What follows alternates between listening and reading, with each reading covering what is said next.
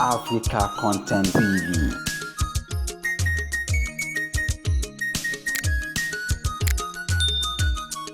Nítorí bá ọlá ni wọ́n pè ní Bọ́lá.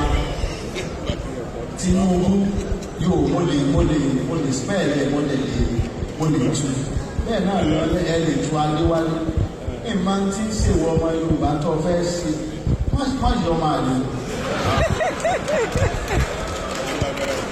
Nítorí ẹ sì mọ̀ wọ́n látẹ̀lé lọ ẹ̀rọ yíwà yín padà ẹ jọ mo bẹ̀rẹ̀ mo forí adé bẹ̀rẹ̀ ẹ̀yin tí Bọ́lá Ahmed Tinubu tó bá ṣẹ̀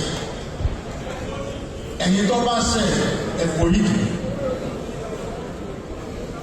ẹ yí ọkàn yín padà nítorí ti kiri àjọbí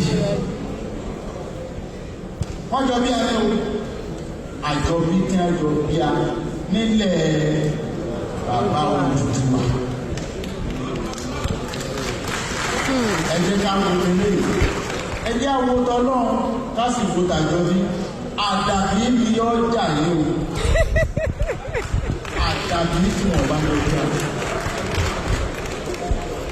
alájọbí ò sì gbọ́dọ̀ dáa fún yín ẹjọ́ ọmọ tó ń bẹ̀ yín lẹ́ẹ̀kejì ò ń bẹ̀ yín lẹ́ẹ̀kẹta nítorí àwọn tí wọ́n pọ̀ ẹnu àṣẹ ni mo sì fi èmi iṣẹ́ tí máa ń gbàdúrà o ṣe bá ń wádùá ẹ lọ ṣọ́ọ̀ṣì mo bá ń wádùá lọ mọ́ṣáláṣí ṣùgbọ́n ọba ni àbí kí ni ẹ ń fọ́ bá pè é. Aláṣẹ. Ọba ni ọba aláṣẹ. Ará ṣọ́ọ̀ṣì ń wá kiri.